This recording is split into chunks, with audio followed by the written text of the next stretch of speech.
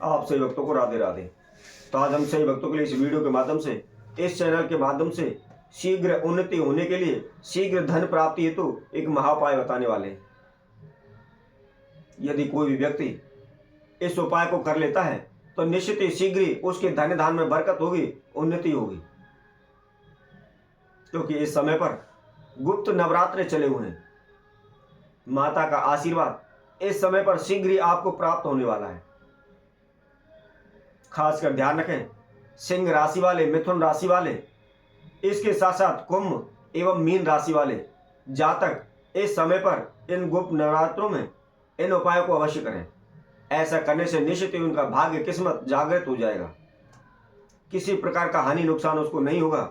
उन्होंने अनेकों प्रकार की कोशिशें की हैं, दिन रात एक कर दिया है, लेकिन फिर भी उनको कार्यों में सफलता नहीं मिल रही, या उनकी नौकरी नहीं लग पा रही, उनके कारोबार में धन धान में बरकत नहीं हो पा रही। बार बार हानि नुकसान उनको सहन करने पड़ रहे हैं। बार बार उनके जीवन में दुर्घटनाएं हो रही हैं। पैसा पानी की तरह बह रहा है। आप पाई पाई के लिए मोहताज हो रहे हैं। हमेशा इधर उधर भटकते रहते हैं, दूसरों के समक्ष हाथ फैलाते रहते हैं। तो इस प्रकार की जो भी समस्या है, केवल आप इस महाउपाय को करें और इन गुप्त नवरात्रों के समय पर करें तो निश्चित ही शीघ्र ही आपकी समस्याओं का समाधान हो जाएगा। माता रानी की कृपा से आपकी सभी रुके हुए कार्य हों या बिगड़े हुए कार्य हों, वह शीघ्र ही पूर्ण हो जाएंगे। आपके निश्चित ही धन धान में बरकत होगी। किसी भी प्रकार का कर्जा हो तो वह शीघ्र ही छूट जाएगा, आप कर्जे से मुक्त हो जाएंगे। तो कौन सा वह उपाय है, किस विधि अनुसार करना है, इसकी संपूर्ण जानकारी के लिए आप हमारी इस वीडियो में आखिर तक बने रहें। इस वीडियो को संपूर्ण देखें। और जिस किसी मकसदजन ने इस चैनल को अभी सब्सक्राइब नहीं किया है, वह सर्वप्रथम सब्सक्राइब करें, लाइक करें तथा कमेंट बॉक्स में जाकर के राधे राधे अवश्य लिखें।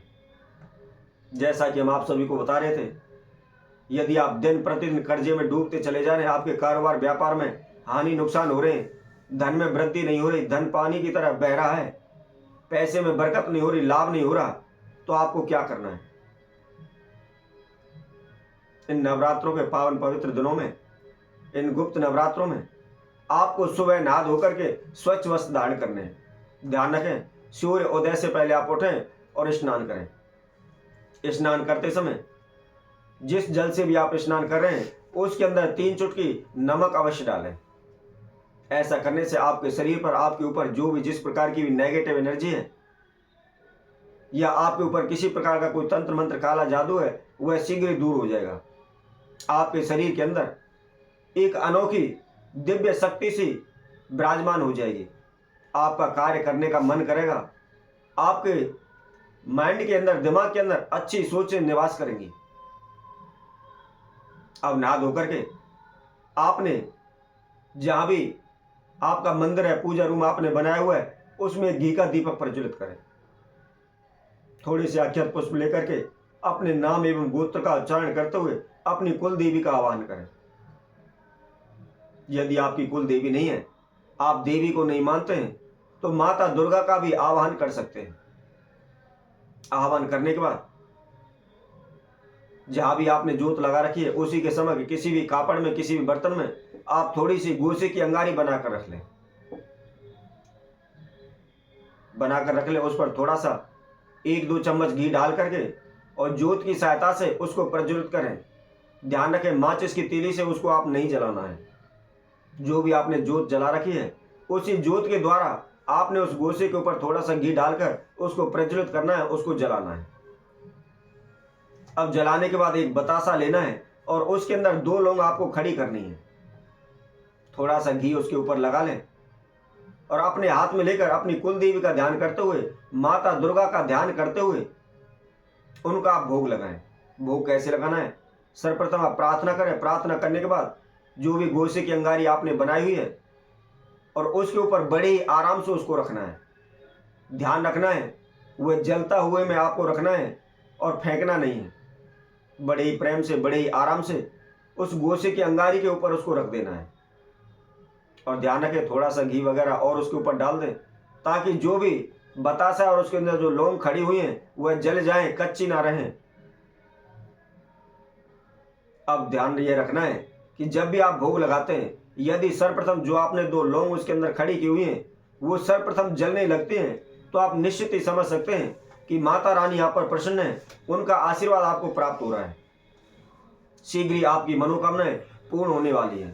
परंतु किसी कारणवश वह लौंग नहीं जल पाती हैं या लौंग जलने का प्रारंभ नहीं होता है, तो आप लगातार सुबह प्रतिदिन इस नियम को करते रहें। यदि आप लगन से माता की प्रार्थना करेंगे तो निश्चित ही शीघ्र ही माता का आशीर्वाद आपको प्राप्त होगा।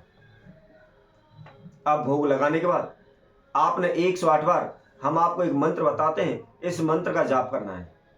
बहुत ही छोटा सा मंत्र है, सरल सा मंत्र है। ओम दुम दुर्गाय नमः। कोई भी इस मंत्र को बड़े ही आसानी से आराम से इसको कर सकता है। यदि फिर भी आप नहीं कर सकते तो आप किसी भी कागज पर इसको लिख लें और उसमें से देखते हुए भी इसका जाप कर सकते हैं।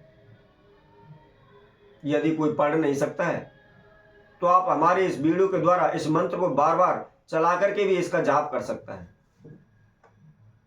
इस नियम को आप प्रतिदिन लगातार पूरे गुप्त नवरात्रि में इस नियम का आपको पालन करना है।